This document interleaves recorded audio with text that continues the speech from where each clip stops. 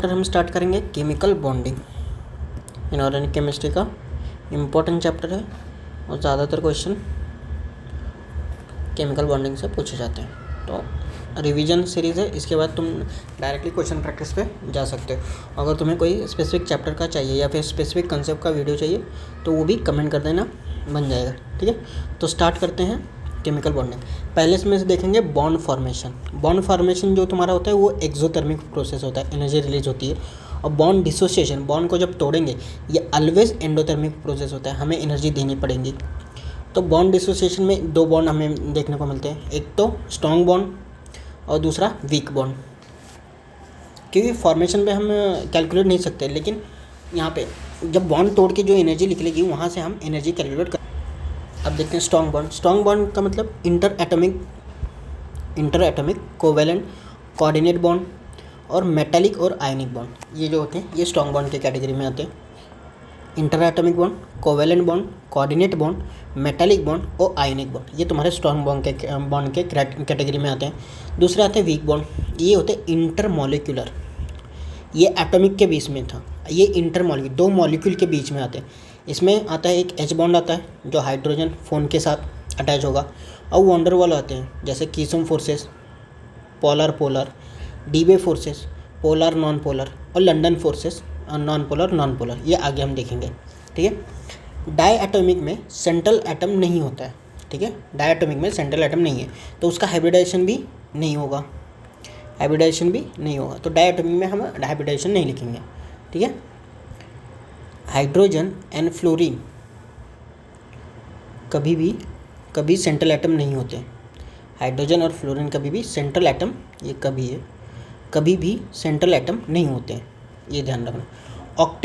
Octet is followed for the side atom. Octet हम किसका देखेंगे? Followed for the side atom, compulsory for the central atom. मतलब side atom का octet देख सकते हैं, लेकिन कंपल्सरी किसका देखेंगे? सेंट्रल एटम के लिए। ये सेंट्रल एटम, जो भी सेंट्रल एटम होगा इसके हम कंपल्सरी ऑक्टेट देखेंगे।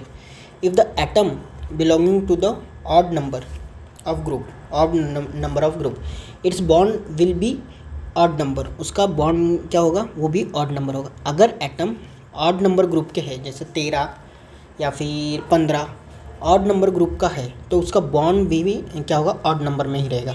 If it is even then bond भी उसका क्या रहेगा? इवन रहेगा। ये एग्जिट और नॉन एग्जिस्ट में क्वेश्चन में हेल्प करेगा तुम्हें, कि अगर ग्रुप नंबर इवन है तो बॉन्ड भी इवन में रहेगा, ऑड है तो बॉन्ड भी ऑड में रहेगा, अनलेस कोऑर्डिनेट एंड चार्ज ना आए। जब तक ये नहीं आ रहे तब तक ये रहेगा। Positive charge on the central atom में हमेशा पॉजिटिव चार्ज होना चाहिए, और नेगेटिव चार्ज हम देंगे आइदर ऑक्सीजन को दे सकते हैं या फिर सेंटर को कभी कभार। ठीक है, अब देखते हैं ऑक्टेट में क्या करेंगे? Try to make 8 electron. 8 electron का ऑक्टेट कंप्लीट करने का हम ट्राई करेंगे in the outermost subshell. ठीक है, एक्सेप्शन है इसके, जो एक्सेप्शन है एक है हाइपोवैलेंट। हाइपो मतलब कम, वैलेंस इलेक्ट्रॉन 8 से कम होगा तो हाइपोवैलेंट, जैसे AlF3। नॉट हाइपो, क्यों? क्योंकि ये आयोनिक है। AlF3 3 दूनी 6, हमें लगता है 6 इलेक्ट्रॉन है, हाइपोवैलेंट होगा, लेकिन ये आयोनिक है। ठीक है, all hypovalent are Lewis acid. अब कम है तो इलेक्ट्रॉन लेना चाहेगा, तो इसलिए Lewis acid, but all Lewis acid are not hypovalent. Next exception आता है हाइपरवैलेंट, जिसका ज़्यादा है तो valence electron greater than 8 electron रहेगा। सेंट्रल एटम पे इलेक्ट्रॉन ग्रेटर देन 1 इलेक्ट्रॉन है, hypervalent. Odd electron molecule central atom पे क्या होना चाहिए? कम से कम एक अनपेयर हो। Central atom 1 unpaired. Odd electron molecule कैसे? NO2, ClO2, ClO3, CH3, CF3 are all unpaired electron, सभी अनपेयर इलेक्ट्रॉन है, इसलिए और आर पैरामैग्नेटिक। एक अनपेयर इलेक्ट्रॉन है इसमें, और इसमें क्या आया? ये सब पैरामैग्नेटिक है। ध्यान रखना, NO भी है, NO2 भी है, ClO2 है, ClO3 है, ये कार्बन पे 1 अनपेयर, फ्लोरीन पे भी 1 unpaired, all are the unpaired electron, 1 unpaired electron है, इसलिए ये पैरामैग्नेटिक है। देन सूडो इनर्ट गैस जो है cation having 18 electron in outermost shell, ये सूडो इनर्ट कॉन्फिगरेशन आती है जो कैटायन हैविंग 18 कम से कम 18 electron in outermost shell उनके लिए होता है, ठीक है। नेक्स्ट हम देखते हैं minimum potential energy. Potential energy अगर कम होगी तो स्टेबिलिटी क्या होगी, इंक्रीज होगी। ऑब्वियसली पोटेंशियल एनर्जी कम ही चाहिए स्टेबिलिटी के लिए हमें। अगर हमारी पोटेंशियल एनर्जी ज़्यादा रहेगी तो स्टेबिलिटी क्या रहेगी, कम रहेगी। हमारे पास एनर्जी ज़्यादा रही तो हम इधर उधर घूमते ही फिरेंगे। अगर पोटेंशियल एनर्जी भी हमारी कम होगी तो हम एक जगह स्टेबल हो जाएंगे, स्टेबिलिटी ज़्यादा हो जाती है। बॉन्ड स्ट्रेंथ जो होती है वो directly proportional to bond energy होती है। बॉन्ड की जो स्ट्रेंथ होती है वो डायरेक्टली प्रोपोर्शनल बॉन्ड एनर्जी होती है। मैक्सिमम कोऑर्डिनेशन नंबर देखा जाए पीरियोडिक नंबर अगर 2 है तो कोऑर्डिनेशन नंबर 4, 3 है, पीरियड नंबर 3 है तो इनका मैक्सिमम बॉन्ड 6 बनाएंगे। और 4 नंबर का है तो ये 6 से ज़्यादा बना दें। अब ये जानना ये कहाँ पे यूज़ होगा, पीरियड नंबर 2 है, 2 नंबर के पीरियड है तो इनका 4 बॉन्ड वाला एग्जिट कर जाएगा, मतलब एग्जिस्ट कर जाएगा। अगर 4 से ज़्यादा बॉन्ड वाले मॉलिक्यूल बन रहे हैं तो वो एग्जिस्ट नहीं करेंगे। 3 पीरियड 3 का है तो मैक्सिमम 6 बॉन्ड वाले एग्जिस्ट कर जाएंगे, और 4 का है तो ग्रेटर देन 6। देन आता है पॉलीएटॉमिक में हम देखते हैं ये थ्योरी है कुछ, जैसे हम पढ़ेंगे VBD theory, hybridisation theory, वीएसएपीआर theory और एमओटी थ्योरी। पॉलीएटॉमिक के लिए जो हम पढ़ेंगे वो हाइब्रिडाइजेशन और वीएसएपीआर थ्योरी पढ़ेंगे। वीबीडी किसके लिए, डायएटॉमिक के लिए। जब भी डायएटॉमिक मॉलिक्यूल तुम्हें मिले तो वहाँ पे वीबीडी लगाना है, तो हेट्रोमॉलिक्यूल्स, और ये लगता है कि इस पर हेट्रोमॉलिक्यूल पे। और हाइब्रिडाइजेशन वीएसएपीआर, अगर लोन पेयर प्रेजेंट हो जाए तो हाइब्रिडाइजेशन और वीएसएपीआर थ्योरी लगाएंगे। अगर लोन पेयर एब्सेंट हो तो सिर्फ क्या लगाएंगे, हाइब्रिडाइजेशन लगाएंगे। ध्यान से सुनना, अगर लोन पेयर प्रेजेंट हो तो हाइब्रिडाइजेशन वीएसपीआर दोनों लगा सकते हैं, लेकिन अगर लोन पेयर एब्सेंट हो तो सिर्फ हाइब्रिडाइजेशन लगाएंगे। और एमओटी आगे देखेंगे हम, ठीक है। एक्साइटेड स्टेट निकालना है तो total bond minus unpaired electron in ground state में अनपेयर इलेक्ट्रॉन कितने वो काउंट कर लेना, और टोटल बॉन्ड जितने बनाए माइनस कर देना और डिवाइड बाय 2। यहाँ पे तुम्हें एक्साइटेड स्टेट मिल जाएगी। ओवरलैपिंग में देखते हैं, अगर एस है, ये S circular type, dumbbell shape P, D X Y, D Y Z, D Z X, ये डम्बल शेप रहते हैं ये वाले। और एक्सियल जो तुम्हारे रहते हैं, एक्सियल डी एक्स स्क्वायर वहाँ वाले। तो अब देखो वो तो पूछे भी नहीं जाते। एस जो है, एस और एस इनका ओवरलैप अगर कर रहे हैं हम, एस और एस ओवरलैपिंग कर रहे हैं तो यहाँ पे क्या होगा, एस और एस कभी भी पाई बॉन्ड नहीं बनाएंगे, एक्स अगर एक्स एक्सिस पे ले जाएंगे, वाई एक्सिस पे ले जाएंगे या फिर जेड एक्सिस पे ले जाएंगे, हमेशा क्या बनाएगा, सिग्मा बॉन्ड बनाएगा। एक्सिस ऑफ एक्स यहाँ पे ले जा रहा है। एस पी है, एस है, एक एस ले रहे हैं और एक पी ले रहे हैं एक्स एक्सिस पे। पी जो है, पी एक्स में इसी का एक्सिस यहाँ पे चाहिए, तब जाके सिग्मा बॉन्ड बनेगा, नहीं तो कोई बॉन्ड नहीं बनेगा, ठीक है। एस और पी में जो पी का एक्सिस है उसी एक्सिस पे अगर कराएंगे, मतलब ओवरलैपिंग कराएंगे, तब जाके हमें सिग्मा बॉन्ड मिलेगा, नहीं तो कोई बॉन्ड नहीं मिला। पीपी में अगर पी एक्स और सेम एक्स एक्सिस पे कराएं तो सिग्मा बॉन्ड बनाएगा, पी एक्स वाई एक्सिस और जेड एक्सिस पे पाई बॉन्ड बनेगा, ठीक है। दोनों सेम होने चाहिए, बस ये दोनों सेम होने चाहिए।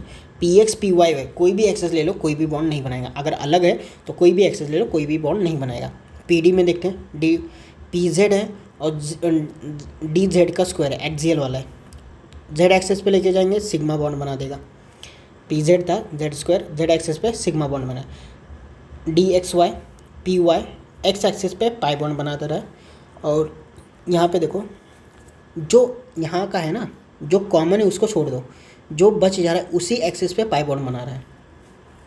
अब देखो वाई छोड़ दिया, एक्स बचा एक्स एक्सिस पे पाई बॉन्ड, वाई छोड़ दिया, एक्स बचा एक्स एक्सिस पे पाई बॉन्ड। ये पी डी का है। Sigma bond is stronger than pi bond, क्योंकि पाई बॉन्ड साइडवेज ओवरलैपिंग से बनता है और सिग्मा हेड ऑन ओवरलैपिंग से बनता है, ठीक है। नेक्स्ट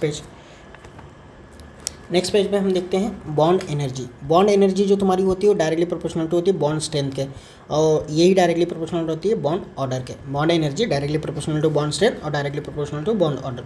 तो सी ट्रिपल बॉन्ड ये है, सी ट्रिपल बॉन्ड ओ है।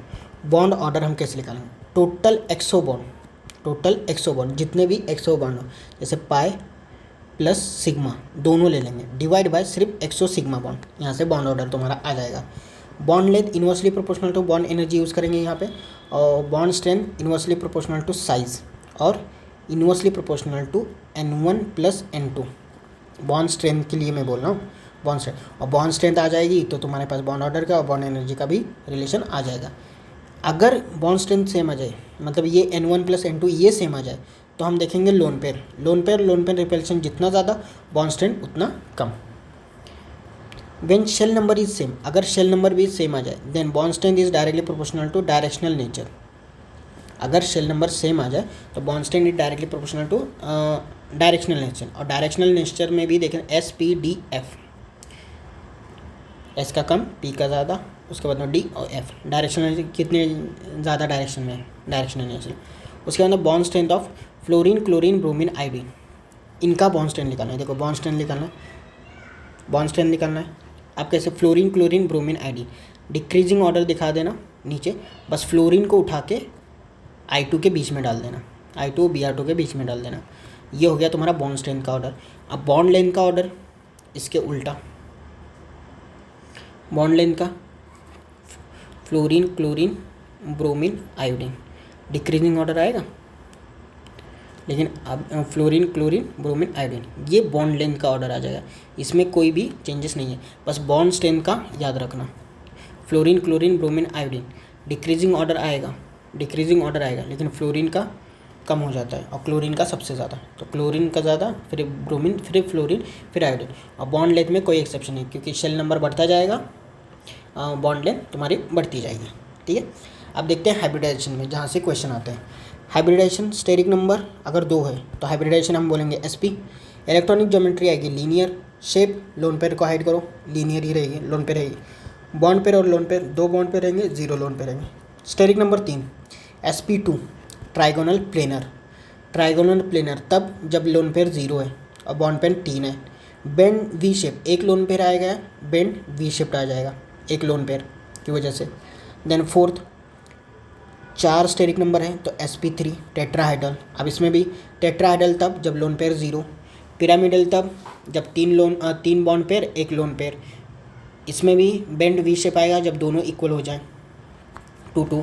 Then steric number 5 SP3D, trigonal bipyramidal, ठीक है। यहाँ पे ट्राइगोनल बाइपिरामिडल जो आएगा तुम्हारा, ये 5 और 0 का आएगा। सीसॉ स्ट्रक्चर जो आएगा वो नॉन प्लेनर आएगा जब एक लोन पेयर प्रेजेंट होगा, ध्यान रखना। एक lone pair present, 4 bond pair 1 lone pair, seesaw structure. Bend T shaped जब 2 लोन पेयर हो जाए और 3 बॉन्ड पेयर हो जाए, प्लेनर, ये प्लेनर है और सीसॉ तुम्हारा नॉन प्लेनर है। देन आता है steric number 6 SP3D2, octahedral geometry. इसमें लीनियर 2 और 3, 2 bond pair 3 lone pair, linear आ जाएगा। ऑक्टाहेड्रल 6 बॉन्ड पेयर और 0 लोन पेयर, ऑक्टाहेड्रल आ जाएगा। डिस्टॉर्टेड स्क्वायर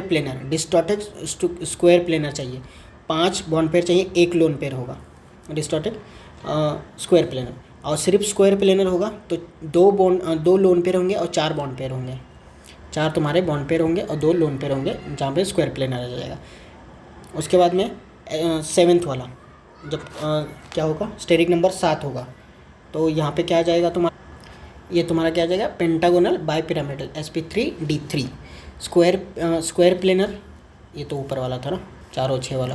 पेंटागोनल बाइपिरामिडल 7 के साथ बॉन्ड पेयर हो जाए और 0 लोन पेयर हो जाए। डिस्टॉर्टेड ऑक्टाहेड्रल एक आएगा जो आएगा 1 लोन पेयर आने से। और पेंटागोनल पिरामिडल आएगा, पेंटागोनल ये लास्ट वाला, पेंटागोनल पिरामिडल ये आएगा जब तुम्हारा 5 बॉन्ड पेयर हो और 2 लोन पेयर हो। ठीक है, हम देखते हैं hybridisation only from sigma but in case of benzene 2sp2 hybrid orbital form करते हैं, पाई बॉन्ड फॉर्म करते हैं। हाइब्रिडाइजेशन में हमेशा कौन सा बॉन्ड फॉर्म होगा, सिग्मा बॉन्ड फॉर्म होगा। But in case of benzene एक ही एक्सेप्शन है जो है sp2 हाइब्रिडाइजेशन भी है और पाई बॉन्ड बना रहा है। मॉलिकुलर ज्योमेट्री हमें निकालने के लिए बोले, हाइब्रिडाइजेशन दिया है, इलेक्ट्रॉनिक ज्योमेट्री हम निकालेंगे। जैसे ही लोन पेयर हाइड करेंगे हमें मॉलिकुलर ज्योमेट्री मतलब उसका शेप मिल जाएगा। मॉलिकुलर ज्योमेट्री बोले या फिर शेप बोले ये सेम आएगा। ठीक है, उसके बाद में देखते हैं VACPR, valence bond theory. Bond pair जो होते हैं वो थिन होते हैं और लोन पेयर जो होते हैं ये फैट होते हैं। ठीक है, लोन पेयर ये फैट होते हैं, फूले हुए होते हैं। तो लोन पेयर का रिपल्शन ज़्यादा होता है, लोन पेयर बॉन्ड पेयर का रिपल्शन कम होता है और बॉन्ड पेयर का रिपल्शन और कम होगा।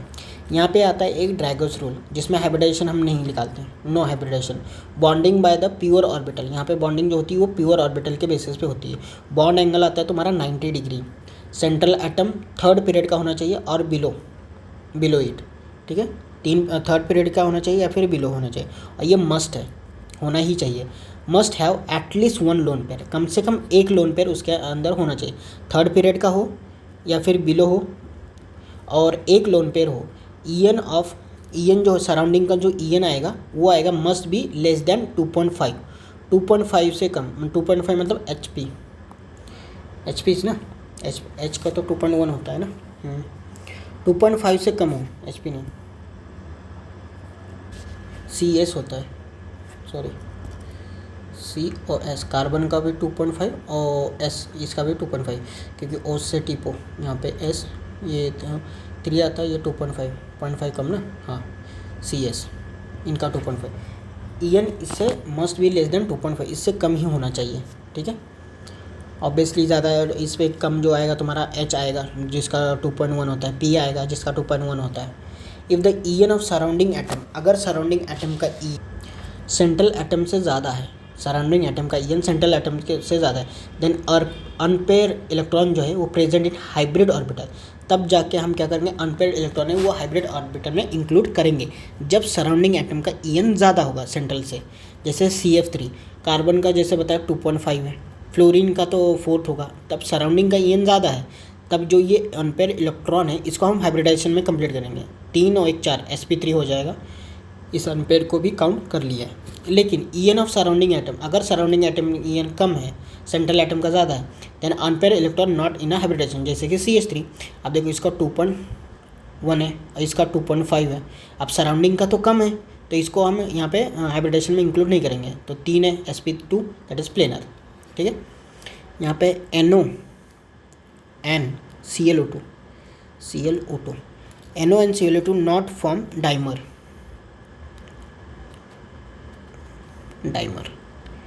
ये डाइमर नहीं बनाते, ठीक है। अनपेयर इलेक्ट्रॉन कहाँ पे होंगे तुम्हारे, अनपेयर्ड इलेक्ट्रॉन तुम्हारे इन 2 सेंटर और 3 इलेक्ट्रॉन होंगे, 2 सेंटर 3 इलेक्ट्रॉन बॉन्ड बनाएगा ये NO और Cl2, 2 सेंटर और 3 इलेक्ट्रॉन बॉन्ड बनाता है। देन बेंड्स रूल आता है, बेंड्स रूल जो हम यहाँ पे 5 वाले में यूज़ करते हैं, श्रेणी नंबर 5 वाले में इक्वेटोरियल एक इक्वेटोरियल आती है और एक्सियल 2 आते हैं। इक्वेटोरियल में 1 2 3 रहेंगे जो sp2 होता है, और एक्सियल पे pz और तुम्हारा ये रहेगा dz का स्क्वायर। परसेंटेज एच कैरेक्टर देखा जाए इसका होता है 33%, इसका थोड़ा कम होता है, थोड़ा कम क्या पूरा ही कम रहता है, दैट इज़ 0, पूरा का पूरा 0 ही रहता है। अब बोलोगे पूरा का पूरा 0 क्यों, अरे क्योंकि sp3 है, sp2 है ना, sp2 मतलब 3 2 1 3 में से एक भाग मतलब 1/3 33%, और यहाँ पे pz है और d है, p और d ऑर्बिटल है, यहाँ पे s तो है ही नहीं, तो पूरा का पूरा परसेंटेज कैरेक्टर 0 हो जाएगा, 0 that is more EN atom, जो ज़्यादा EN एटम होगा, यहाँ पे लिख देता हूँ मोर EN एटम, यहाँ लगेगा, ठीक है। और लोन पेयर दिया होगा बॉन्ड या फिर डबल बॉन्ड दिया होगा वो लगेगा मोर परसेंटेज S कैरेक्टर पे, ठीक है। नेक्स्ट देखते हैं बॉन्ड एंगल के क्वेश्चन आते हैं। बॉन्ड एंगल कंपैरिजन में हम पहले देंगे परसेंटेज S कैरेक्टर, सबसे पहले देखेंगे परसेंटेज S कैरेक्टर, जिसका परसेंटेज S कैरेक्टर ज़्यादा होगा उसका बॉन्ड एंगल ज़्यादा होगा, sp sp2 sp3 ये देख लेंगे। उसके बाद में अगर हाइब्रिडाइजेशन सेम आ जाती है, इफ़ द हाइब्रिडाइजेशन सेम आ जाती है, उसके बाद में चेक करेंगे लोन पेयर, उसके बाद में क्या करेंगे चेक लोन पेयर, जिसका लोन पेयर ज़्यादा है, नंबर ऑफ लोन पेयर अगर ज़्यादा होंगे तो बॉन्ड एंगल कम हो जाएगा। हाइब्रिडाइजेशन भी सेम आ जाए, लोन पेयर भी सेम आ जाए, और ये नॉट इक्वल टू 0 होना चाहिए, lone pair not equal to 0 होना चाहिए, तो बॉन्ड एंगल जो होगा वो directly proportional to EN of central atom, जो सेंट्रल एटम है उसके EN पे डिपेंड करेगा, ठीक है।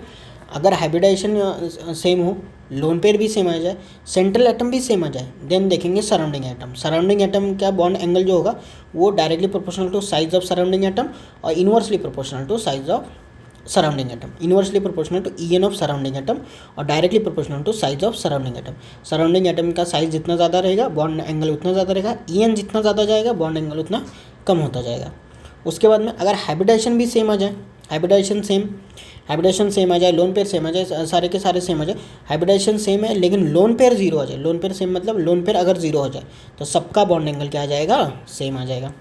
ठीक है, अब देखते हैं डाइपोल।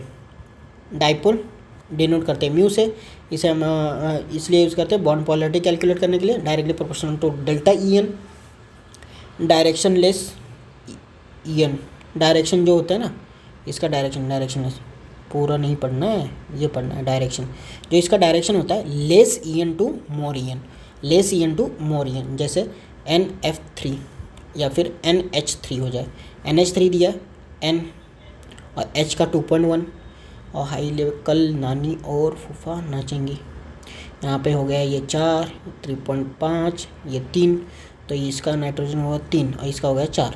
ठीक है, इसका हो गया 3, तो डायरेक्शन जो आएगा less EN to more EN बोल रहा है, H H H, तो डायरेक्शन जो होगा less EN to more EN, इसलिए हम इसे क्या कहते हैं, एडिटिव कहते हैं।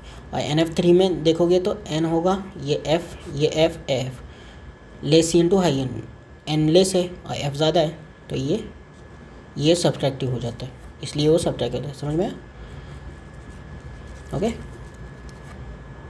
देन जो हम म्यू की वैल्यू निकालते हैं, चार्ज इनटू डिस्टेंस, ये हम फिजिक्स में पढ़ते हैं। डायटोमिक के लिए mu directly proportional to delta EN, diatomic है delta EN, change in EN जितना ज़्यादा म्यू उतना ज़्यादा।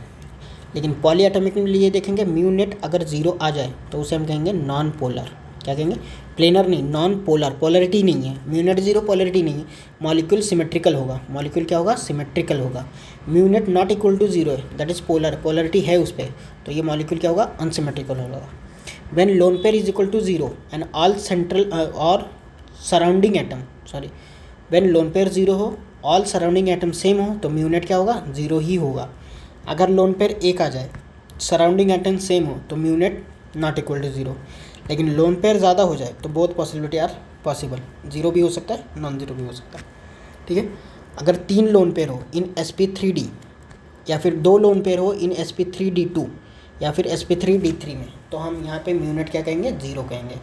3 लोन पेयर होना चाहिए sp3d में, 2 लोन पेयर होना चाहिए sp3d2 में, ठीक है, और sp3d3 में, देन हम क्या कहेंगे, म्यू नेट क्या होगा, 0 होगा। ओके, नेक्स्ट देखते हैं डाइपोल का ऑर्डर। ये याद रखना, डायरेक्टली क्वेश्चन आता है डाइपोल के ऑर्डर पे, फ्लोरीन, क्लोरीन, ब्रोमीन, आयोडीन। इसमें क्लोरीन का डाइपोल सबसे ज़्यादा, CH3Cl का ज़्यादा, उसके बाद में CH3F, than bromine, then iodine.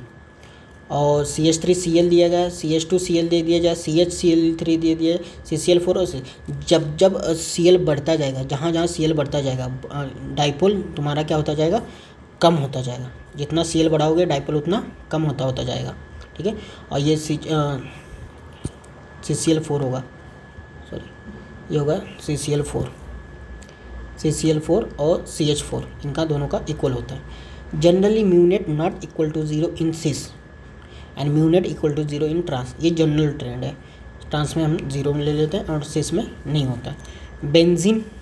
Benzene में भी आता है क्लोरीन, एक्स यूनिट हम इसको मान लेते हैं कि इसका म्यू जो है, म्यू नेट जो है एक्स है।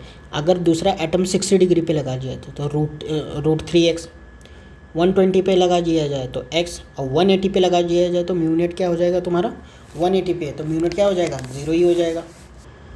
अब Cl की जगह अगर OH प्रेजेंट हो, क्या प्रेजेंट हो, OH प्रेजेंट हो या फिर SH प्रेजेंट हो तो mu net not equal to 0, ये ध्यान रखना। परसेंटेज आयोनेटिक कैरेक्टर निकालना है तो mu experimental upon mu theoretical into 100 करें। एक्सपेरिमेंटल दिया होगा, थेरेटिकल कैसे लिखेंगे, Q इंटू D करेंगे, डिस्टेंस और चार्ज मल्टीप्लाई करेंगे। यहाँ पे परसेंटेज आयोनेटिक कैरेक्टर है 1D इज इक्वल टू 10 की पावर -18 ESU 1 डायप्टर, और 1 एंगस्ट्रॉम इज इक्वल टू 10 की power -8 centimetre. Identification of pi bond का आइडेंटिफिकेशन, अगर sp मॉलिक्यूल है तो all p pi bond, sp2 है तो एक p पाई ऑल p पाई d पाई, sp3 है सभी के p पाई d पाई हो जाएंगे, sp3 p पाई d पाई, sp2 है एक p पाई और ऑल p पाई d पाई, sp है ऑल p पाई, ठीक है। sp3 हो, sp3d हो, sp3d2 हो, सगड़े पूरे के पूरे क्या हो जाएंगे, p पाई d पाई हो जाएंगे। ठीक है। Coordinate bond bond form by the unequal sharing. Bond कैसे फॉर्म हो रहे हैं, अनइक्वल शेयरिंग से बॉन्ड फॉर्म हो रहे हैं। ठीक है। Electron pair donor Lewis base, electron pair acceptor Lewis acid जो हम बोलते हैं। देन देखते हैं एमओटी। यहाँ तक सबको क्लियर, हमने देख लिया chemical bonding. Okay, bond energy देख ली, बॉन्ड एंगल देख लिया, डाइपोल देख लिया। अब देखते हैं एमओटी। एमओटी में क्या देखेंगे, molecular orbital theory, anti bonding, ये एंटी बॉन्डिंग, एटॉमिक ऑर्बिटल है ये, सॉरी शॉर्टकट लिखे हैं ना इस वजह से। एटॉमिक ऑर्बिटल, दो एटॉमिक ऑर्बिटल लिए, इसमें अगर रिपल्शन हो जाए तो एंटी बॉन्डिंग मॉलिक्यूलर ऑर्बिटल बनेंगे, एंटी बॉन्डिंग मॉलिक्यूलर ऑर्बिटल। अगर अट्रैक्शन हो जाए तो बॉन्डिंग मॉलिक्यूलर ऑर्बिटल बनेंगे, ये बॉन्डिंग मॉलिक्यूलर ऑर्बिटल बनेंगे। इसे हम कहेंगे सिग्मा 1s। और एंटी बॉन्डिंग करें तो सिग्मा स्टार 1s, स्टार है एक नोडल प्लेन आ गया तुम्हारा। ठीक है। ऐसे ही आगे जाओगे तो sigma star 2s, sigma star 2pz, इसमें भी एक नोडल प्लेन है। पाई 2px, पाई स्टार 2px, एक नोडल प्लेन दोनों में, पाई स्टार नहीं है फिर भी इसमें नोडल प्लेन है। When atomic number is greater than 7, मतलब टोटल इलेक्ट्रॉन 14 से ज़्यादा हैं। ध्यान रखना ये उस एटम, नॉर्मल एटम है उसके रिस्पेक्ट में बोल रहे हैं, उस पर चार्ज क्या है उसके रिस्पेक्ट नहीं। यहाँ पे देखो कितना हो गया, 8 दूनी 16, तो यहाँ ज़्यादा है, 8 दूनी 16 और -2 करोगे 14, ये नहीं, ये होना चाहिए। ठीक है। तब क्या करेंगे, टोटल ज़्यादा है तो ज़्यादा है मतलब ज़्यादा गैप कराएगा, मतलब सिग्मा 2pz है ना, ये तो सेम रहेगा, sigma 1s, sigma star 1s, sigma 2s, sigma star 2s, sigma 2pz है ना, और सिग्मा स्टार 2pz, इन दोनों के बीच में गैप बढ़ा देगा और दोनों क्या आ जाएंगे 2πx, पाई 2px, पाई 2py, pi star 2px, pi star 2py। अगर यही कम आ जाए तो गैप तो बढ़ाएगा लेकिन ज़्यादा नहीं बढ़ा पाएगा, ये इन दोनों के बीच में ये आ जाएगा। ठीक है। सिग्मा 2pz जो है ना ये इनके बीच में आ जाएगा, लेस देन, दोनों के बीच में आ जाएगा। तो यहाँ पे क्या आ जाएगा, क्या लिखेंगे, sigma 1s, sigma star 1s, sigma star 2s, अब आ जाएगा तुम्हारा पाई 2px, पाई 2py, और यहाँ पे सिग्मा 2pz यहाँ पे आ जाएगा, फिर पाई 2px स्टार रहेगा, पाई 2py स्टार रहेगा, और ये सिग्मा 2pz जो लास्ट में है। ठीक है। If the less than thin, ये हो गया, दोनों के बीच में कर देगा तुम्हारा। ओके, इतना जो रिवाइज़ किया एक बार फिर से देख लेना, थोड़ा 5 मिनट का ब्रेक ले लेना क्योंकि चैप्टर बड़ा है और अच्छे से समझ में आना चाहिए, तो थोड़ा ब्रेक लेके उसके बाद में देखना। ठीक है। सो अब क्या करते हैं, इतना हो गया, डाइपोल भी देख लिया हमने, एंगल भी देख लिया, एमओटी देख लिया। अब स्टार्ट करते हैं iso electronic species. Iso electronic species, और इनमें हम देखेंगे इक्वल बॉन्ड ऑर्डर। जब भी आइसो इलेक्ट्रॉनिक स्पीशीज़ रहेंगे, दोनों सेम रहेंगे, तो उनका बॉन्ड ऑर्डर क्या हो जाएगा, इक्वल हो जाएगा। जैसे N2 14, Cn माइनस है 14, 8 दूनी 16 और 2 गए O2 प्लस, या फिर C2 - 2, CO, ये 14 इलेक्ट्रॉन वाले हैं। बॉन्ड ऑर्डर इनका आ जाएगा 3, बॉन्ड ऑर्डर आ जाएगा 3। अब 14 इलेक्ट्रॉन से हर एक इलेक्ट्रॉन बढ़ने या घटने पर बॉन्ड ऑर्डर 0.5 से कम करना, बॉन्ड ऑर्डर 0.5 से कम होता है। Odd number of electron paramagnetic होते हैं, लेकिन इसमें एक्सप्रेशन है 10 और 16 वाले, 10 और 16 में डायमैग्नेटिक होंगे। बॉन्ड ऑर्डर अगर 0 आ जाए, नॉट एग्जिस्ट, बॉन्ड ऑर्डर 0 आ जाए, नॉट एग्जिस्ट। कहाँ पे आता है वो, 4, 8, 20, इनमें बॉन्ड ऑर्डर 0 आता है, तो ये नॉट एग्जिस्ट फॉर डायएटॉमिक मॉलिक्यूल्स। और ये तो हो गया 14 से, कहाँ से, 14 इलेक्ट्रॉन वाले जो मैंने बता दिए। और एक बता देता हूँ 1, 2 वाले, मतलब यहाँ से तो 8 से 14 कोई दिक्कत नहीं आएगी तुम्हें, लेकिन मैं बता देता हूँ 1, 2, 3, 4, 5, 6, 7, 8, इसमें कैसे अभी तुमने को बताया मैंने 4 पे 0 होता है, ये तो पता है तुम्हारे 4, और ये एग्जिस्ट नहीं करेगा। अब क्या करना, 1 का लिख देना 0.5, अब इसको बढ़ाते जाना, 0.5 से बढ़ाओगे 1 आएगा। ठीक है। 1 से मैक्सिमम नहीं जा सकता, अब घटाएंगे उतना ही, 0.5 से घटाओगे 0.5 आएगा। अब 0.5 से घटाओगे और ज़ीरो भी तो आ सकता है, तो ज़ीरो पे। अब ज़ीरो से नीचे नहीं जाना, फिर बढ़ाते जाएंगे 0.5, कहाँ जाओगे 0.5 से 1, फिर घटाओगे 0.5 से 0। समझ में आ गया? इसलिए 8 पे देखो 0 आया था, और ये 4 वाला 0। अब यहाँ पे तो हीलियम के लिए तुम्हें पूछ ले, हीलियम प्लस के लिए पूछ ले तब भी तुम निकालोगे, H2 के लिए पूछ ले तब भी तुम निकाल पाओगे। ठीक है, यहाँ पे तो ये ध्यान रखना। अब देखते हैं यहाँ पे, जैसे अकॉर्डिंग टू MOT के हिसाब से B2 10 हो रहा है, 10 तो ये आगे आ ही जाएगा तुम्हारे। और C2 12 इलेक्ट्रॉन होते हैं, ओनली पाई बॉन्ड, इसमें सिर्फ पाई बॉन्ड मिलते हैं। Bond order directly proportional to stability, जब भी हम बॉन्ड ऑर्डर निकालेंगे वहाँ से स्टेबिलिटी को कंपेयर कर सकते हैं। और बॉन्ड ऑर्डर अगर सेम आ जाए, तो हम देखेंगे वो कहाँ जा रहा है, एंटी बॉन्डिंग में जा रहा है। एंटी बॉन्डिंग में अगर जा रहा है मतलब क्या होगा, नंबर ऑफ एंटी बॉन्डिंग में जा रहा है तो स्टेबिलिटी क्या करेगा, डिक्रीज़ करेगा। तो एंटी बॉन्डिंग में अगर जाएगा तो स्टेबिलिटी डिक्रीज होगा, बॉन्डिंग में जाएगा तो स्टेबिलिटी इंक्रीज करेगा।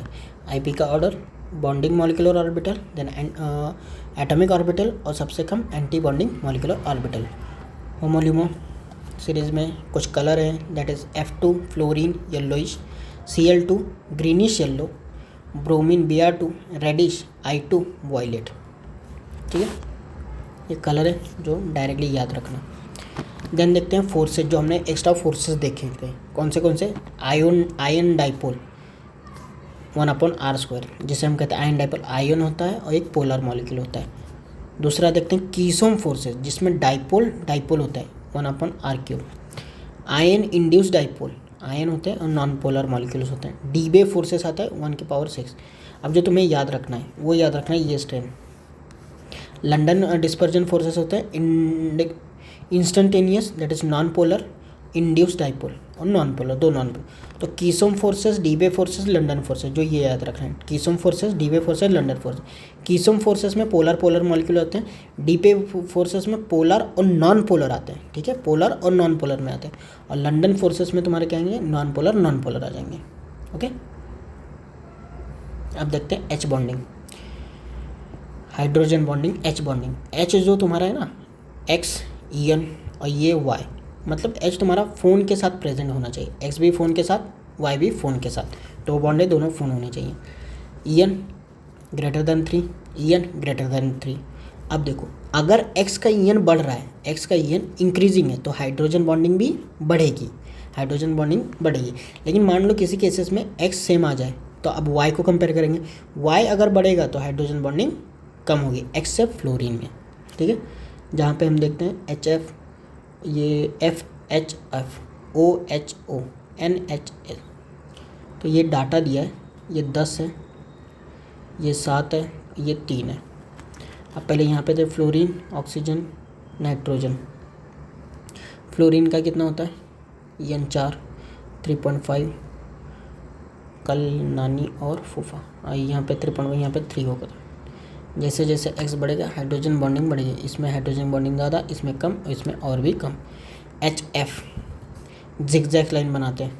ठीक है, HF के लिए H2O आइस, 2 लोन पेयर, लेकिन इसमें जिगजैग लाइन नहीं बनती है। ठीक है, 2D open cage like structure बनता है, और 3D में हेक्सागोनल हनीकॉम लाइक स्ट्रक्चर बनता है। NH3 अमोनिया लीनियर स्ट्रक्चर बनाता है। बॉइलिंग पॉइंट देखेंगे, यहाँ पे ध्यान करो, boiling point H2O HF NH3। Melting point, ये तो बॉइलिंग पॉइंट का ऑर्डर, H2O का बॉइलिंग पॉइंट ज़्यादा है और HF का कम है और NH3 का सबसे कम है। अब मेल्टिंग पॉइंट, M के बाद क्या आता है, N आता है, तो NH3 का आगे करना है। H2O सेम रहेगा, NH3 आगे आ जाएगा, HF पीछे आ जाएगा। अगर RNH2 दिया है, RNH2 यहाँ पे हाइड्रोजन बॉन्डिंग प्रेजेंट है, RNH हाइड्रोजन बॉन्डिंग प्रेजेंट है, ये RA यहाँ पे R2 कर दिया, ये प्राइमरी, ये सेकेंडरी और टर्शरी, तीनों के तीन R लग गए, तो हाइड्रोजन बॉन्डिंग प्रेजेंट नहीं रहेगी। अब देखते हैं solubility directly proportional number of OH, जितने नंबर ऑफ OH बढ़ते जाएंगे सॉलिबिलिटी तुम्हारी बढ़ती जाएगी। Viscosity directly proportional to OH। O nitrophenol यानी P नाइट्रोफिनॉल, इसमें देखेंगे BP तुम्हारा, ये बॉइलिंग पॉइंट, विस्कोसिटी, सॉल्युबिलिटी और सरफेस टेंशन, इसका ऑर्डर कम रहेगा और पैरा नाइट्रोफिनॉल में ज़्यादा रहेगा, ऑर्थो में कम, पैरा में ज़्यादा। और यही वेपर प्रेशर पूछ लिया, वोलेटिलिटी, ऑब्वियसली बॉइलिंग पॉइंट जिसका कम है उसका वेपर प्रेशर ज़्यादा ही रहेगा, सॉल्यूशन में हमने पढ़ा है। तो वेपर प्रेशर, वोलेटिलिटी सबसे ज़्यादा कौन निकलेगा? ऑर्थोनाइट्रोफिनॉल, ठीक है, ऑर्थोनाइट्रोफिनॉल ये। अब vapour pressure inversely proportional to hydrogen bonding, okay, ये हो गया। अब देखते हैं order of boiling point, P block hydride के बॉइलिंग पॉइंट का ऑर्डर। बॉइलिंग पॉइंट का ऑर्डर पे ध्यान रखना ग्रुप नंबर से 14, 15, 16, 17। ग्रुप नंबर 14 में जैसे जैसे नीचे जाओगे बॉइलिंग पॉइंट का ऑर्डर बढ़ता जाएगा। CH4, SiH4, GeS4, SnH4, ammonia, नाना particle ratio, NH3, PH3, AS3, SbH3। अब इसको उठा के क्या करना, एक को दाना सिर्फ, और यहाँ पे H2O को और HF को टॉप पे ले जाना, इन दोनों को टॉप पे ले जाना, इनका बॉइलिंग पॉइंट का ऑर्डर सबसे ज़्यादा हो जाएगा, ठीक है। HF और H2O को टॉप पे ले जाना और NH3 को सिर्फ एक को दाना, और ग्रुप नंबर 4 पे कुछ नहीं। और PH3 ये तो एग्जिस्ट ही नहीं करते हैं, BiH3 ये एग्जिस्ट नहीं करें। मॉलिकुलर वेट जितना बढ़ता जाएगा एटॉमिक स्ट्रेंथ तुम्हारा बढ़ता जाएगा, एटॉमिक स्ट्रेंथ तुम्हारा बढ़ता जाएगा, और बॉइलिंग पॉइंट तुम्हारा बढ़ता जाएगा, नीचे नीचे बॉइलिंग पॉइंट बढ़ता जाएगा। बस किसका ज़्यादा हो जाएगा वो ध्यान रखना, ठीक है। देन बोरिक एसिड H3BO3 होता है, H बॉन्ड प्रेजेंट होती है, लेयर स्ट्रक्चर होता है तुम्हारा, ये लेयर लुब्रिकेंट इफेक्ट हम यहाँ पे देते हैं, लुब्रिकेंट में यूज़ होता जाता है। रेजोनेंस में देखेंगे, रेजोनेंस पॉली एटॉमिक में ये रेजोनेंस हम निकालेंगे। Bond order increases, bond energy increase होगी और बॉन्ड लेंथ तुम्हारी डिक्रीज होगी, और bond strength, bond order, bond energy और बॉन्ड स्ट्रेंथ इंक्रीज होगी और बॉन्ड लेंथ तुम्हारी डिक्रीज होगी। इसका जो ट्रिक है बॉन्ड ऑर्डर निकालने का 1 + π/σ, यहाँ से तुम्हारा बॉन्ड ऑर्डर निकल जाएगा।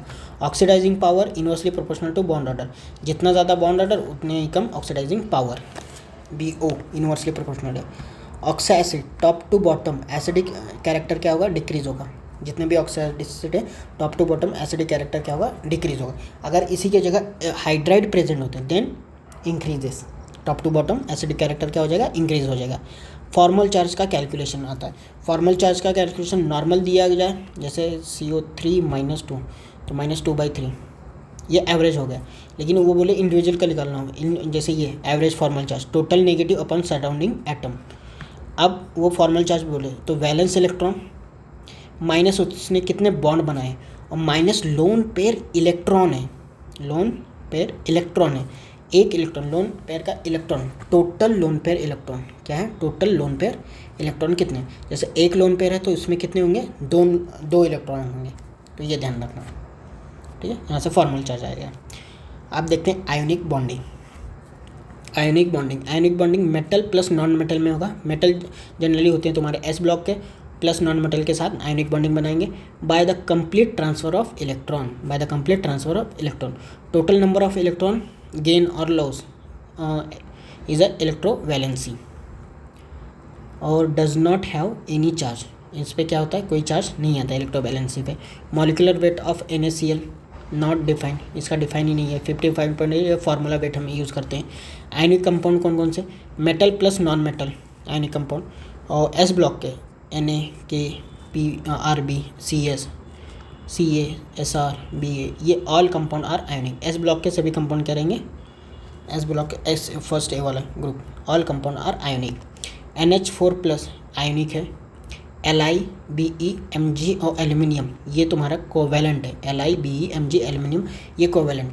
इनके हम देखें आयनिक कहाँ है, Li के कार्बाइड्स, Li के ऑक्साइड, Li के फ्लोराइड और Li के हाइड्राइड ये होते हैं आयनिक। मैग्नीशियम के कार्बाइड, मैग्नीशियम के ऑक्साइड, मैग्नीशियम के फ्लोराइड और हाइड्राइड इसका बनता नहीं है और ये होते हैं आयनिक। एल्यूमिनियम के कार्बाइड, ऑक्साइड एल्यूमिनियम के और फ्लोराइड भी आयनिक होते हैं, हाइड्राइड बनता नहीं है। और बी इसका कार्बाइड, बाकी तो बनेगा ही नहीं। मेटल प्लस पॉली एटॉमिक दिया जाए, मेटल है पॉली एटॉमिक है आयन से, तो इसको हम आयनिक कंसिडर कर देंगे, ठीक है। Born Haber cycle for lattice energy calculation of a ionic compound, ionic compound का लेटेस्ट एनर्जी कैलकुलेशन के लिए यूज़ करते हैं। अब देखते हैं stability of ionic compound. Next आता है तुम्हारा वही stability of ionic compound directly proportional to lattice energy. Stability of ionic compound, जितनी लैटिस एनर्जी था स्टेबल उतना ही अच्छा ज़्यादा स्टेबल। लैटिस एनर्जी यू से डिनोट करेंगे। Amount of energy required to convert 1 mole ionic solid its given ion, उसके पूरे आयन में कन्वर्ट करने के लिए जितना अमाउंट ऑफ एनर्जी लगेगी उसे हम लैटिस एनर्जी, जैसे NaCl था उसका Na प्लस गैस और प्लस Na गैस में कन्वर्ट करने के लिए जो हमें एनर्जी लगी वो लैटिस एनर्जी। और यहाँ से लैटिस एनर्जी के कैलकुलेशन में हमें पता चलता है कि lattice energy directly proportional to charge and directly proportional Z plus into Z minus, इनके मल्टीप्लाई करना है और विदाउट चार्ज, मतलब इतना मल्टीप्लाई करना है नंबर और विदाउट चार्ज, ठीक है। जैसे inversely proportional to size radius and inversely proportional R plus plus R। Cation बढ़ेगा, कैटाइन का साइज ज़्यादा होना चाहिए और अनाइन का साइज क्या होना चाहिए, कम होना चाहिए। किसके लिए, लैटिस एनर्जी, ध्यान रखना कैटाइन का साइज ज़्यादा होना चाहिए और अनाइन का साइज कम होना चाहिए for lattice energy. If a compound is a more stable it's does not mean that it is more ionic. अगर कंपाउंड ज़्यादा स्टेबल है इसका मतलब वो ज़्यादा आयोनिक है, ऐसा नहीं है। जैसे कि K2O और HF, स्टेबिलिटी ऑफ HF कम है, ये ज़्यादा है, लेकिन HF हमें पता है आयोनिक ज़्यादा है। Ionic not based on ionic character not based on lattice energy it's by the delta EN। Delta EN जो तुम्हारा मैक्सिमम आएगा, ये लिखा है मैक्सिमम डेल्टा EN जो आएगा वो CSF का है। क्यों? क्योंकि तुम्हें पता है EN जो सबसे ज़्यादा होता है वो फ्लोरीन का और सबसे कम होता है CS का, इन दोनों का डिफरेंस ही तो ज़्यादा होगा, तो इसलिए मैक्सिमम EN इनके बीच में आएगा। Ionic compound high energy release during the formation, solid, hard, brittle nature, electrostatic force, high melting point and boiling point इनका ज़्यादा है आयोनिक कंपाउंड का। कलरलेस होते हैं, ऑल इलेक्ट्रॉन पेयर्ड, डायमैग्नेटिक होते हैं generally. Ionic bond non directional होता है। कंडक्टिविटी फ्री इलेक्ट्रॉन आयन से हम निकालेंगे, नॉट फ्री इलेक्ट्रॉन से, आयंस के निकालेंगे। सॉलिड, मोल्टन और लिक्विड में ज़्यादा होगी, ठीक है। आइसोमॉर्फिज्म देखेंगे। Isomorphism number of ion that is cation and अनायन of monoatomic iso electronic, जैसे हम कहेंगे iso electronic. Blue vitriol CuSO4.5H2, green में Fe आता है, वाइट में Zn आता है, Fe और Zn और .7H2 आता है। सेम ही ब्लू विट्रियोल CuSO4.5H2 ग्रीन में आता है FeSO4.7H2, वाइट में आता है ZnSO4.7H2, इप्सम सॉल्ट आता है MgSO4.7H2, ठीक है। आप देखते हैं एलम का फॉर्मेशन करते समय दो मॉडल यूज़ करेंगे, M2SO4 एक SO4 के बाइंडिंग के लिए और M2-SO3 होल थ्राइस .24H2। ये फार्मूला हमेशा सेम रहेगा, एक +1 वाला होगा, एक +3 वाला, दैट इज़ एक मोनोवैलेंट वाला होगा, एक ट्राईवैलेंट वाला होगा। All atom are isomorphous. Potash alum acidic solution है। Ionic compound soluble in polar solvent में, क्योंकि आयनिक इसमें भी पोलरिटी, तो पोलर में ही तो लाइक डिजोल्व इन लाइक में ही तो होगा, HF H2O2। इनसॉल्युबल बेंजीन में इनसॉल्युबल रहेगा, ईथर में इनसॉल्युबल रहेगा। उसके बाद में तुम्हारा ये क्या CS2 इसमें इनसॉल्युबल है। कंडक्शन देखेंगे, फ्री आयन और फ्री इलेक्ट्रॉन दोनों से कंडक्शन देख सकते हैं, ठीक है। Ionic plus polar solvent solvation कहते हैं हम, आयोनिक है और पोलर सॉल्वेंट है तो सॉल्वेशन। अगर इसी के जगह अगर H2O यूज़ कर दिया, आयोनिक प्लस H2O तो हाइड्रेशन कहेंगे, ionic plus polar solvent solvation कहेंगे, H2O यूज़ किया जाए तो हाइड्रेशन कहेंगे। Solubility directly proportional to hydration energy upon lattice energy, solubility directly proportional hydration energy upon lattice energy, और hydration energy directly proportional to 5 that is charge upon radius. Hydration energy directly proportional Z plus और Z minus का multiplication, और radius जो होता है hydration energy inversely proportional R plus और R minus. Conductivity in aqueous 1/R, जिसका R ज़्यादा उसका एक्वस में कंडक्टिविटी कम रहेगा। वैसे भी देखते हैं पानी में डल में जो छोटा होता है ना वो सबसे बड़ा हो जाता है, और जो सबसे बड़ा है वो सबसे छोटा होता है, तो छोटे की कंडक्टिविटी सबसे ज़्यादा, इस वजह से, ठीक है। देन देखते हैं polarisation development of covalent character in the ionic compound. Ionic compound में पोलराइजेशन कैरेक्टर डेवलप हो रहा है, उसे हम पोलराइजेशन कहेंगे। Polarisation directly proportional charge dominating, पहले इसमें देखेंगे charge dominating character that is 5। उसके बाद में देखेंगे साइज में R कैटायन का साइज़ कम होना चाहिए और अनाइन का साइज ज़्यादा होना चाहिए। किसके लिए? पोलराइजेशन। कैटाइन का साइज़ कम और अनाइन का साइज़ ज़्यादा होना चाहिए पोलराइजेशन के लिए। और जो हमने यहाँ पे बताया था लैटिस एनर्जी में कैटाइन का साइज़ ज़्यादा होना चाहिए, अनाइन का साइज़ कम होना चाहिए। और पोलराइजेशन में क्या है? सेम, कैटाइन वहाँ ज़्यादा था, यहाँ पे कैटाइन क्या है? कम है। तो पोलराइजेशन में ध्यान रखना कैटाइन का साइज़, पहले जो कैटाइन है इसका साइज़ कम होना चाहिए और अनाइन का साइज़ क्या होना चाहिए? ज़्यादा होना चाहिए पोलराइजेशन में। और लैटिस एनर्जी में कैटाइन का साइज़ तुम्हारा क्या होना चाहिए? ज़्यादा होना चाहिए, अनाइन का साइज़ कम, मतलब वही उल्टा।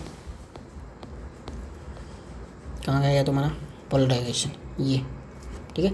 हाई फाई और ये लो फाई वाले, LiBr इज़ हाई फाई और लो फाई है सोडियम, पोटेशियम, रुबिडियम, सीजियम, ये वाले। पोलराइजिंग पावर इंटर ब्लॉक, अलग अलग ब्लॉक के होंगे तब पोलराइजेशन पावर D का ज़्यादा होता है एज़ कम्पेयर टू P के, और सबसे कम S का।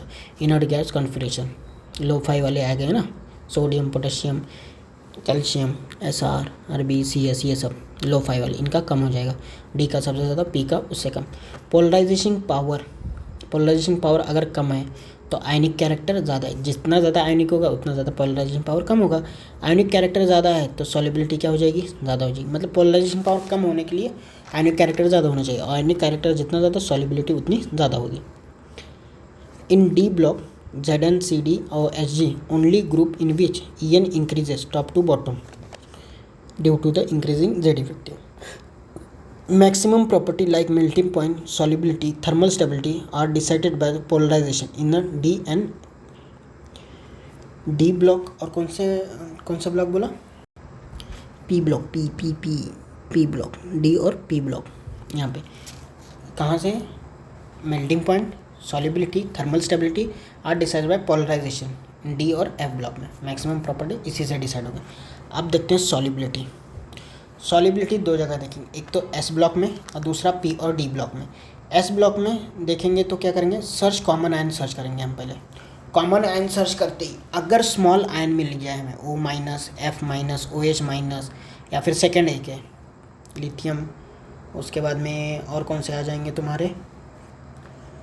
सोडियम आ जाए, बेरिलियम आ जाए, Mg आ जाए, ऐसे स्मॉल आयन अगर दिख जाए तो क्या हम यूज़ करेंगे? यहाँ पे small ion lattice energy use कर जाएंगे। लैटिस एनर्जी का इक्वेशन यूज़ कर लेंगे, लैटिस एनर्जी जो तुम्हें बताया हुआ था, ठीक है। अब लार्ज आयन आ जाए तो हाइड्रेशन एनर्जी यूज़ करेंगे। लार्ज आयन आ जाएगा तो हम हाइड्रेशन एनर्जी के, और पॉली एटॉमिक जैसे Rb+, CS+, I+, Br-, या फिर K+ और Cl, इनके लिए हम क्या यूज़ कर लेंगे? Poly atomic. जब भी आ जाए तो हम लार्ज आयन यूज़ कर लेंगे। लार्ज आयन है तो हाइड्रेशन है, जिसमें आपको बताया गया था कि लैटिस एनर्जी चार्ज के डायरेक्टली प्रोपोर्शनल Z+ और Z- और साइज़ के इन्वर्सली प्रोपोर्शनल। उसमें कैटायन ज़्यादा होना चाहिए, अनायन कम होना चाहिए। और हाइड्रेशन एनर्जी भी तुम्हारा Z+ और Z- में ही था, लेकिन वहाँ पे R+, ये इन्वर्सली प्रोपोर्शनल था। और कंडक्टिविटी तुम्हें बताई थी 1/R, ठीक है। अब देखते हैं नेक्स्ट। फर्स्ट है carbonate, solubility increases due to the group। First एक है carbonate, solubility increases down the group due to, पढ़ रहा हूँ, बताओ, डाउन द ग्रुप। जैसे जैसे नीचे जाएंगे फर्स्ट एक है कार्बोनेट की solubility इंक्रीज हो जाएगी। LiCl CO3 Na2CO3 ऐसे पूरा बनाओगे, नीचे ग्रुप जाते समय solubility इंक्रीज होती जाएगी, ठीक है। IA first A bicarbonate, solubility increase हो जाएगी। बाइकार्बोनेट और carbonate down the group, NaHCO3, KHCO3, RbOCO3।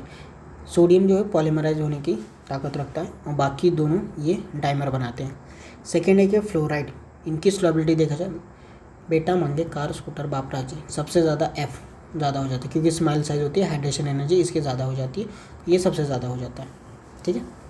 Then first है क्लोराइड। क्लोराइड देखा जाए LiCl, NaCl, KCl, RbCl, CHCl। आप देखना यहाँ पे क्लोरीन तुम्हारा है, तो लार्ज क्लोरीन वाला कहाँ बताया था मैंने? फ्लोरीन तो स्मॉल वाला था, और ये आएगा तुम्हारा कहाँ पे आएगा? लार्ज वाला आ जाएगा। तो लार्ज में हाइड्रेशन एनर्जी देखेंगे तो यहाँ पे क्लोरीन ये बताया, क्लोरीन और Cl, इसमें क्लोरीन की कम होती है और Cl की ज़्यादा होती है। तो RbCl CHCl ये डायरेक्टली ध्यान रखना, पोटेशियम कम और ये Cl इसकी ज़्यादा, RbCl CHCl और LiCl NaCl। ये सॉल्युबिलिटी का ऑर्डर है। All properties of D2 is greater than H2। D2 की सभी प्रॉपर्टी ज़्यादा होती है पानी से, बट डाई इलेक्ट्रिक कॉन्स्टेंट सिर्फ क्या होता है, वो इन्वर्स है, मतलब अलग हो जाता है, डाई इलेक्ट्रिक कॉन्स्टेंट लेस हो जाता है D2 का। Order of solubility will be reverse for the non polar solvent like pyrimidine, benzene, CH2, ether. मतलब नॉन पोलर सोल्यूशन सॉल्वेंट लोगे तो वहाँ पे ऑर्डर ऑफ सॉल्युबिलिटी इनवर्स आ जाएगी। हार्डनेस देखते हैं, डायमंड का हार्डनेस ज़्यादा होता है एज़ कम्पेयर टू नॉर्बिन, ये मैन मेड डायमंड है। उसके बाद में आता है SiC और उसके बाद में आता है Cl2O3, ठीक है। उसके बाद में मेल्टिंग पॉइंट का जो ऑर्डर है, कोवेलेंट सॉलिड है उसका मेल्टिंग पॉइंट ज़्यादा होगा, फिर आयोनिक, फिर कोवेलेंट कंपाउंड, सबसे कम weak forces that is hydrogen bonding. अब देखते हैं मेल्टिंग पॉइंट और उसके बाद में ये तुम्हारा ख़त्म, ठीक है। मेल्टिंग पॉइंट निकालने के लिए हम देखेंगे मेटल प्लस नॉन मेटल है और नॉन मेटल के लिए, दोनों के लिए अलग। तो पहले नॉन मेटल के लिए बता दो। वंडल और forces directly proportional molecular weight, तो boiling point directly proportional to क्या आ जाएगा, मॉलिक्यूलर। जिसका मॉलिक्यूलर वेट ज़्यादा उसका बॉइलिंग पॉइंट ज़्यादा। अब आते हैं मेटल प्लस नॉन मेटल। इसमें हम फिर से कॉमन आयन निकालेंगे। कॉमन आयन अगर स्मॉल होगा that is melting point directly proportional, हम लैटिस एनर्जी यूज़ करेंगे। वहाँ पे भी हम यही करते थे कि कॉमन आयन निकालते थे, कॉमन आयन अगर स्मॉल हो जाता था तो लैटिस एनर्जी यूज़ कर लेते थे, सेम वही। और रेस्ट ऑल जैसे O2 minus F minus H minus N-3 C minus Na plus K plus Rb और CS, ये भी इसमें इंक्लूड कर दिया। Rest all melting point inversely proportional polarisation निकालेंगे और मेल्टिंग पॉइंट का इन्वर्स कर देंगे, ठीक है। अब थर्मल स्टेबिलिटी निकालने के लिए, देखेंगे halides, hydrogen include normal oxide, ठीक है। और दूसरे इनका जो थर्मल स्टेबिलिटी होगा इन्वर्सली प्रोपोर्शनल टू साइज होगा, मतलब छोटा छोटे के साथ ज़्यादा स्टेबल रहेगा, ज़्यादा स्टेबल है क्योंकि पैकिंग बहुत अच्छी हो जाती है, थर्मल स्टेबिलिटी इंक्रीज होती है, और बड़ा बड़े के साथ ज़्यादा स्टेबल रहता है, ठीक है। रेस्ट ऑल थर्मल स्टेबिलिटी हम देखेंगे polarisation, halide hydrogen including normal oxide अगर हैं तो थर्मल स्टेबिलिटी साइज से देखेंगे, बाकी का हम पोलराइजेशन से देख लेंगे। पोलराइजेशन का ऑर्डर निकालेंगे, इसका इन्वर्स करेंगे हम, थर्मल स्टेबिलिटी आ जाएगी, ठीक है। Colour compound intensity directly proportional polarisation जितना बढ़ता जाए, जैसे AgF है, AgCl है, AgBr है, AgI है, तो हमें पता था कि पोलराइजेशन में क्या, देखो AgF AgCl ये तो इक्वल आ गया, ठीक है। अब फ्लोरीन इसका आयन क्या होना चाहिए, कैटायन कम और ये ज़्यादा होना चाहिए था, फ्लोरीन, क्लोरीन, ब्रोमीन, आयोडीन, तो इंक्रीजिंग है, तो कलर इंटेंसिटी, पोलराइजेशन इंक्रीज हो रही है तो कलर इंटेंसिटी भी बढ़ती जाएगी, इसलिए डार्क येलो आता है, ये लाइट येलो आता है, ये वाइट आता है, ये कलरलेस आता है। Li plus Mg+2 Be plus Al+3 hi fi most covalent, ये मोस्ट कोवेलेंट है हाई फाई वाले। कैल्शियम प्लस Sr+2 Ba+, ये मीडियम फाई वाले। Na plus K plus Rb plus C lo fi है और ये आयोनिक है, ठीक है। उसके बाद में देखते हैं carbonate sulphate hydroxide of sodium potassium RbSCS due to does not decompose upon heating, they can only melt. Carbonate of sulphate hydroxide of sodium potassium ये डज नॉट डिकम्पोज, कंपोजिशन नहीं दे up to heat upon heating, they can only melt, सिर्फ melt होते हैं। LiHCO3 second A के carbonate does not exist in a solid state, ये कभी solid state में नहीं होते। BeO3 is unstable at a room temperature kept in a CO2 environment, इसलिए हम इसे कहाँ रखते हैं, CO2 इन्वायरमेंट। अब हीटिंग इफेक्ट देखेंगे, heating effect metal plus carbonate को हीट करेंगे तो मेटल ऑक्साइड बनेगा, मेटल प्लस कार्बोनेट के हीटिंग में मेटल ऑक्साइड। मेटल हाइड्राइड को भी अगर हीट करोगे तो H2O प्लस ऑक्साइड देगा और ये CO2, एक्सेप्ट कौन से, Na, sodium, potassium, rubidium, caesium, ये ड्यू टू लो फाई, इनका हीटिंग में कोई वो नहीं आता, हीटिंग में कुछ नहीं देते। नॉर्मल हीटिंग में देखते हैं, मेटल सल्फोनेट हीट करोगे मेटल ऑक्साइड देगा प्लस SO3 देगा, और हीटिंग बढ़ा दोगे मतलब रेड हॉट कर दोगे, हीट रेड हॉट कर दोगे, मेटल ऑक्साइड देगा, metal oxide plus SO2 plus half O2 release कर दे, एक्सेप्ट Na फर्स्ट ये लो 5 वाले, sodium, potassium, rubidium, caesium. Metal nitride को हीट करोगे मेटल ऑक्साइड देगा, NO2 प्लस O2 देगा, ब्राउन गैस। फॉर फर्स्ट है इनको सोडियम, पोटेशियम, रुबिडियम, सीजियम और नाइट्राइड, इनके नाइट्राइड है मेटल नाइट्राइड O2 और मेटल ऑक्साइड N2O2। ठीक है, अब देखते हैं ये कौन है, NaNO3 Chile salt, I know Chile salt, I know NaNO3 I know Chile salt. Heating करोगे NaNO2 देगा प्लस O2 देगा, फर्दर हीटिंग में Na2O plus N2 plus O2 दे देगा। मेटल के बाइकार्बोनेट को हीट करोगे, कोई नो एक्सेप्शन है, कोई एक्सेप्शन नहीं है इसमें, मेटल के बाइकार्बोनेट में हीट करोगे metal carbon M2CO3 plus CO2 plus H2O दे देगा। ठीक है, अमोनियम सॉल्ट NH4 प्लस और X minus, NO3 NO2 minus ClO4 minus N2O NO दे देगा। CrO7 -2 Cr2O3 green residue use in fire extension, वो इसमें यूज़ किए जाते हैं। X माइनस वीक ऑक्सीडाइजिंग एजेंट, और ये किस में कन्वर्ट कर देगा, NH3 अमोनिया में कन्वर्ट कर देगा। CO3 माइनस ये जो यूज़ करोगे। मेटल क्लोराइड एक अनाइट्रस एक हाइड्रस। अनाइट्रस में आयनिक हो सकता है, कोवेलेंट हो सकता है। आयनिक में कौन से होंगे, S ब्लॉक, नो इफेक्ट, कोई इफेक्ट नहीं। अनाइट्रस है NaCl, हीट करो कुछ नहीं होगा। कोवेलेंट में आएंगे D ब्लॉक और P ब्लॉक के, HOS हाइयर ऑक्सीडेशन स्टेट से लोअर ऑक्सीडेशन स्टेट में चले जाएगा हीटिंग करने में। जैसे PbCl4 था, हीटिंग करोगे Pb +2 में चले जाए, 4 से 2 में चले जाए। अब हाइड्रेट है, हाइड्रेट के ionic only water will be evaporate, और कोवेलेंट होगा तो हाइड्रोलाइसिस टेक्स प्लेस हो जाएगी, वहाँ पे हाइड्रोलाइसिस हो जाएगी। मेटल क्लोराइड XH2 है तो मेटल ऑक्साइड भी देगा, HCl देगा और H2O भी दे देगा। ठीक है, यहाँ से तुम्हारा केमिकल बॉन्डिंग खत्म हो जा रहा है। ठीक है, डायरेक्टली क्वेश्चन कर सकते हो, एक बार और पढ़ सकते हो या फिर देख सकते हो जाएगा। ठीक है, थैंक यू।